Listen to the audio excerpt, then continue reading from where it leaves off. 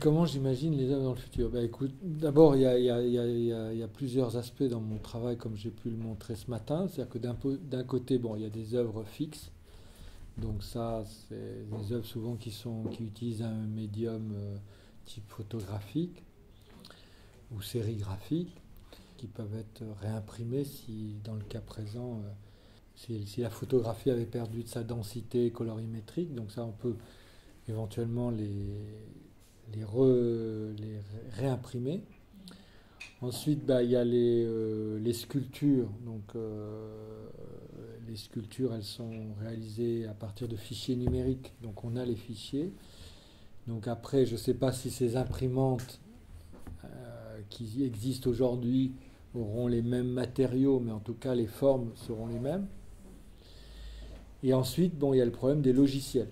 Je donne à mes assistants, donc Nicolas Godelet, je lui ai cédé, c'est-à-dire que si demain j'ai un accident d'avion ou que sais-je, donc il a toutes les possibilités aujourd'hui pour pouvoir, en tout cas pour les œuvres qui existent, de pouvoir les réinstaller dans des environnements.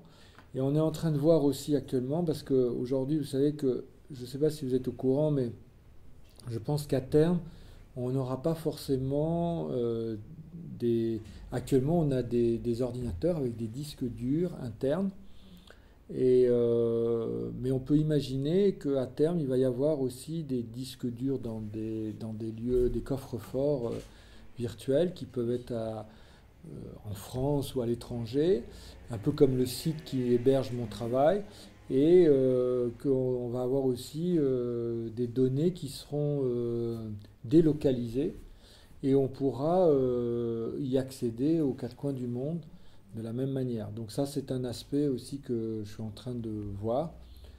Bon, et après, il y a un problème de coût parce qu'il faut louer ces disques durs, mais en fait, on peut le faire. Et c'est en cas où la maison prend feu, l'atelier prend feu, voilà. Donc c'est une autre façon aussi de conserver les œuvres. Voilà.